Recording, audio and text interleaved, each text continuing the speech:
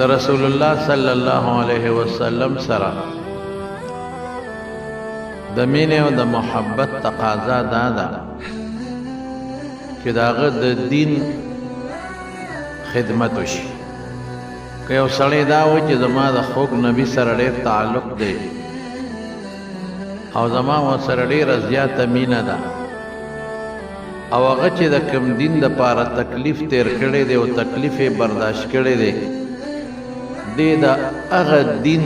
خیال نه ساتي، نو دا د پیغمبر مبارک سره مینه نه ده. حضور پاک د دین دپاره ډېر لوی تکلیف تیر کړی دی، د قرآن او د سنت دپاره او د عقیدې د توحید دپاره دومره لوی تکلیف او دومره لوی مشقت چې برداشت کړی دی د دواړو جهان مبارک سردار برداشت کړی. او څنګه چې الله نبوت ورکړ نو د پیغمبرۍ نه پس چې وړومبی اعلان وشو حضور پاک ته واصدع بما تؤمر، چې د الله د طرف نه تا ته کومه ډیوټي حواله شوه، کومه ذمہ داری په سر شوه، اوس کولاو د هغې اعلان د خلکو ته وکړه. نو ډېره ګرانه وه، آسان کار نو لکه زموږ دلته کې خپل دین دی او خپل ایمان دی او یو سړی د دې ټول تورنګزو خلکو ته د نوي دین اعلان وکړي، څوک به چېرته قبول کړي. هر چا ته خپل دین خوښي، کل حزب بما لدیهم فرحون، هر څوک په خپل مذهب باندې او په خپل دین باندې خوشحاله که باطلی او که په حقی، خو خپل دین هر چا ته خوښی، د دین خلاف څوک هم نشي برداشت کولی. ته اوس لاړ شئ هندوستان کې د هندوانو په مخ کې راغونډ کو چغه ووه چې الله یو دی، خدای شته چې خدای نه خبرېږي، ټوکړې ټوکړې به. او ته ورشه په روس کې او په چین کې اول ته اعلان وکړه چې الله موجود دی او الله یو دی او تاسو ټول دوزخیان یې. که خدای او رسول نه منئ ټول دوزخ کې یې، خدای شته که جمدې ته راشي. دا ډېر لوی غږ غواړي، دا د سر نه تېرېدل غواړي، دا ډېره لویه بهادري غواړي. نو چې نبی کریم صلی الله علیه وسلم ته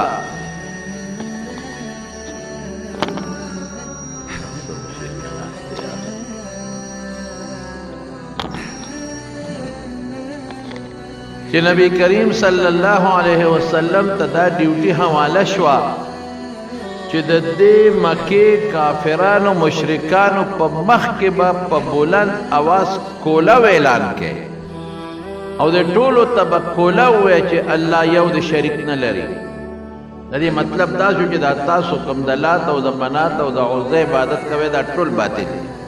ستاسو دین ټول ناجایز دی، ټول غلط دی، ټول باطل دی. او دا ورته ووایه چې زه د خدای پیغمبر یم، ما تؤمر. بس دې کې دویمه خبره نه وه چې خدای دا به څه کېږي، دا یواز به څنګه کومه، زه به دا ډیوټي څنګه پوره کومه، دا ټول خلک به زما دشمنان شي، دې نه به بچ څنګه روزم، نه به د الله حکم و نیغ لاړ او د صفا غونډۍ ته وخوړ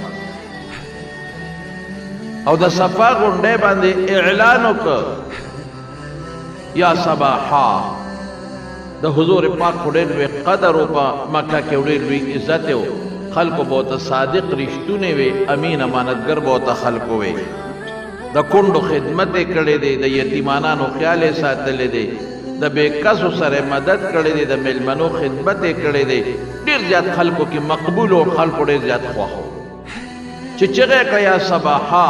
د صباحا مطلب دا چې راشئ تاسو باندې یو مضبوط ذمہ داري را روانه ده، د یارې یو خبر دی، د یارې خبر به ټول خلک یو تپوس وکړه څوک دی د اواز کوونکی دا محمد دی صلی الله علیه وسلم. ټوله دنیا ور روانه شوه، حتی که چې څوک ناجوړ او په خپله نه شو تللی، خپل غلام او نوکر ته یې شا په منډې وه محمد اواز کړی څه چل شته دا خو رښتونې سړی دی، څه مسله پېښه ده. ټول د صفا غونډۍ ته راجمع شو. چې راجمع شو نو رسول الله مبارک ورته یو څو خبرې مخکې کوي. لبثت فیکم عمرا، تاسو کې ما عمر تیر که 40 کاله، کیف وجدتمونی تاسو ز څنګه مونته ز څنګه سړی په یو جبه ټولو आवाज وکړه وجدناک صادقا و امینا د سلوخ کاله کې تا نه مونږ دروغ چته نه دی اورېدلی رښتونه په دې سلوخ کاله کې تا چته خیانت نه دی کړی چې کم بوج پتا راغلی دی هغه د سر ته رسولی دی د خلکو امانتونه در سره دي تا پوټې خیانت نه دی کړی ته بالکل ایماندار چې مونږ ورته اوس ایماندار وایو ته بالکل صالح ته بالکل صادق ته بالکل امانتګری کې ډېرې خبرې منځ کې پرتې دي ته ذمه دارۍ پوره کوونکې بوج اخیستونکې زبردست سړی نمبر 1 چې ورته وایي نو بیا ورته رسول الله مبارک دویمه خبره کوي وی که زه تاسو ته ویم چې د دې غونډۍ نه شاته یو لښکر را روان دی په تاسو حمله کوي زما خبره به ومنئ تاسو خو وینئ چې لښکر نشته او یو مضبوط قوم یې تاسو په تاسو داسې لښکر حمله هم نشي کولی رکاوټ شته دی که زه درته بیا م ویم نینئ تاسو او بیا هم درته ویم چې یو لښکر را روان دی په تاسو حمله کوي زما خبره به ومنئ وی بالکل منو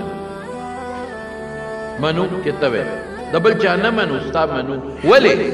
ولې منې تاسو خو وینئ چې لښکر نشته وی ما جربنا علیک الا صدقا ته مونږ ډېر تجربه کړې تا تر اوسه پورې دروغ نه دی ویلي ټول عمر دې رښتیا ویلي نو چې دا خبره دی وکړو دا به رښتیا نو بیا ورته د دې دوه خبرو نه پس دا تمهیدي خبرې وې حضور پاک وفرمایل انی نذیر لکم بین یدی عذاب علیم زه د خدای د طرف نه تاسو یاروم د یو ډېر لوی عذاب مخکې ډېر لوی عذاب را روان هغې داسې عذاب را روان دی چې هغې ته ټینګېدل ډېر ګران دي په دنیا کې هم در باندې را روان دی لکه څنګه چې په عادیانو سمودیانو په نورو خلکو راغی مثلا او په ځنکدن کې هم در باندې را روان دي او په قبر کې هم در باندې را روان دي او په آخرت کې هم را روان دي دوزخ هم ځای دی هغې نه هم یروم ځان بچ کې ګورې لکه ده چې ویم دشمن را روان دی او تاسو ځان بچ کوئ نو دې نه هم ځان بچ کوئ دا خبره مې ومنې د رښتونې لوی عذاب در باندې را روان بس هغې خو پوه شو یو الله ومنې بس دا بوتان هم ځان له خپل خدایان جوړ کړي دي څوک باران کوي او څوک بچي در کوي او دا باطل عقیده او څوک به مې د بیمارۍ نه جوړوي دا ټول د کاڼو نه مورتې مو جوړې کړي دي او سجدې ورته کوی دا عقل دی دا خو هوښیارتوب نه دی هوښیارتوب دا دی چې سجده به صرف هغه ذات ته کېږي چې د دې ټولو کائناتو خالق و مالک ما نه کوي یو خدای به منې دا بوتان تاسو څه وایئ چې دا به مونږ سفارشونه کوي ما نعبدهم الا لیقربونا الی الله زلفا دا به خدای ته نږدې کوي دا به سفارشونه کوي انکم وما تعبدون من دون الله حسب جهنم دا ټول د جهنم خشاک دی دا مورت او دا بوتان سفارش نشي کولی تاسو لا د خدای خاطر وکړئ د خدای د عذاب نه ویریږئ ډېر خطرناک عذاب در باندې را روان دی یو الله ومنئ یو الله د الله په صفاتو کې د الله په کارونو کې خدای سره هیڅ شریک مه پیدا کوئ د خدای خاطر تمہارو پوری اوسم ډېر خلک په دوکو کې پراته دي اوسم زیارتونو له خلک روان دي او بالکل د زیارتونو سره هغه عقیده ساتي کومه چې د مکې مشرکانو د خپلو بوتانو سره ساتله دا بوتان خو باقي وي چې زمونږ د پیغمبرانو ډانچې دي دا خو هسې نه وي جوړې کړي هغې به وي دا زمونږ د نیکانو خلکو لات یو سړی و چې هغه به د حاجیانو خدمت کو یلد السویق په لاره به ستوان خوشتول او حاجیانو له به ورکول او مسافرو به خدمت کو نو چې هغه مړ شو د هغه بوت یې جوړ کړو به موږ د بوت جوړو نو دا هغوی په وطن کې چې کوم نیکان خلک و نیکان دی د هغوی ډانچې جوړې کړې وې او سجدې به یې لګولې او دا نیکان به د قیامت پر ورځ زموږ د خدای په دربار کې سفارش کوي ما نعبدهم الا لیقربونا الی الله زلفا اوس هم ډېر خلک په دې نیتونو زیارتونو لذیذه د لازمه چې ما ته بچی راکړي یو غوټه ورکوي یو بچی به کېږي دوه غوټې ورکوي دوه بچي به کېږي بچي د هېچا په اختیار کې نه دي صرف او صرف د الله په اختیار کې چې غواړې دا الله نه د پلانکي بابا له ځم چې روز مې ښه شي روز به څوک ښه کوي الله به ښه کوي د پلان کې زیارت لازم په ما دانی دي چې دانې مې جوړې شي قسم په خدای شفا ورکوونکی د الله ذات دی او کته وې زه خو لاړم زما دانه خو جوړه شوه نو رسول الله مبارک فرمایي وی بعضې وخت کې شیطان په انسان ظاهري څه چل بعضې بیماری د شیطان د وجې نه راځي بیا هغه شیطان به ته وسوسه واچي پلان کې زیارت ته لاړ شه چې هلته لاړ شي شیطان هغه خپل اثر ختم کړي ده ته اړه کې واچي چې دا دې سره جوړ هغه بل ته م وایي نه ما خو خوره د زیارت ته چولې وه په دې دانه جوړ شوی وم بل ته م وایي چې ما پلان کې پې خوره اچولې وه جوړ شوی یم فورا خبره پراپېګنډه شي نو د شیطان خبره منې او د پیغمبر نه منې شفا ورکوونکي صرف او صرف د الله زیارت لزا نیکانو صالحینو زیارتونو لزا زیارت لزا څه دپاره رسول الله مبارک فرمایي خیرت درته یادوي او دومره لوی سړی دی دومره لوی بزرګ دی څومره نیکي یې کړې ده دنیا ورته را روانه ده چې زما داسې نیکي ما هم وکړې څه خبره څومره لوی بزرګ دی د خدای نن د قبر لاندې پروت دی نو زه به هم د قبر لاندې پرېوځم د ده څومره نیک اعمال دي او نیک اعمال یې کړي دي هغه نیک اعمال الله تا ته وسیله کو د نیکو اعمالو توسل جایز دی په شریعت کې د زواتو په توسل کې اختلاف شته او د نیکو اعمالو توسل زموږ علماء دیوبند د زوات فاضله او توسل هم مني